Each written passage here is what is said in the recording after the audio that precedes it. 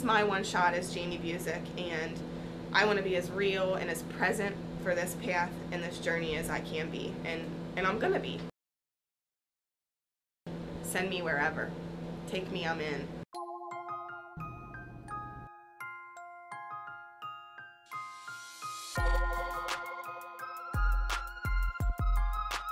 Yeah, I've always loved working with people and helping people. But how can we help kids live life? Traditional systems, there are a lot of very specific, this is how you meet that goal, and we kind of try to jump out of that box and find other ways to do that when we can. And it takes all of the elements of wraparound and then add some of the things that we've learned through the years.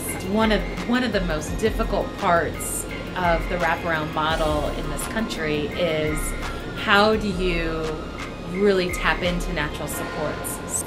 And that's kind of what I'm expecting with the trip to Peru and with this project. Is this to me is my life slamming together. The formal professionals that get involved to fix kids, and the wraparound model is a lot about those natural supports. And I know one of the things that we're excited to do is to get out of our country that's so formal and help us figure out the ways to do it in natural ways. It's going to impact my faith, it's going to impact my work, it's going to impact my colleagues in ways they don't have a clue about yet. The heart of it all is a connection with somebody, and it's about fostering that resilience in these children. It's about saying, you know what, yeah, there is a lot of shitty stuff. There's a lot of yucky stuff. There's a lot of really, really, really bad things that happen to you. But what are we going to do about that for tomorrow? And so when I was presented, what the agency was presented with the idea of being able to go to Peru and work with some of the poor and the underprivileged,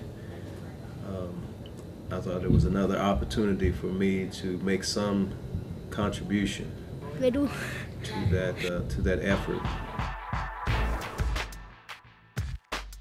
One thing that I have learned in my travels is that you have to respect that the people know how to live in their environment, and I think that's one of the things that going there, we have certain experiences here, and as a professional we have a system of doing certain types of things, but we have to find a way for that to mesh with how things are done there.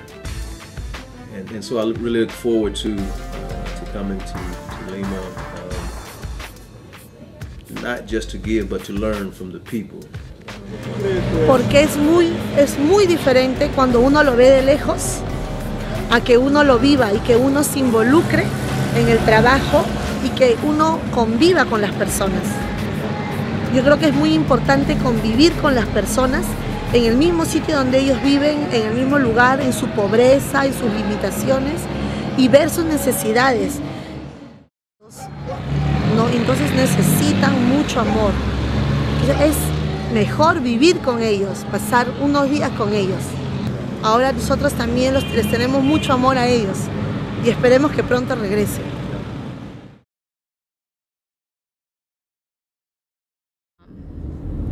So no, it's always a challenge. Every case is different. Every child is different. But teenage girls are who I love to work with, and yeah. Yep, I was at Children's Hospital for 2 years. Well, and I get to see the progress. Whereas in the hospital, they come in for a short stay, and then they leave. Jessica started talking about this Peru thing. I've always wanted to do it, and I've just never had the opportunity. And then the whole Peru thing came up here, and I was like, well, that's kind of weird. It was like perfect timing. Doing what I already do anyways, and going and being able to do it somewhere else.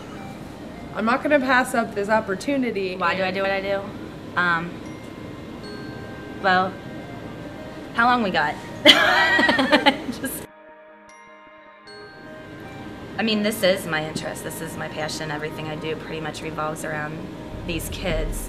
I was on the other side of what I do now. So I've gone to these meetings and heard the other service providers saying what they thought and what they did. You know, this would be a dream for me to do this. Just being able to see other aspects. Like I said, I've lived in Cincinnati my whole life. The fact that just seeing the way other kids live and other societies are doing what we do is just so interesting to me. And I think it all comes down to education. I think that's the number one thing. You educate the kids, you educate parents, you educate our society. It could change everything. You know, my job is to make sure that they have a voice. My thing is to give everyone a voice. Those kids who can't eat, those kids who don't have parents, those kids.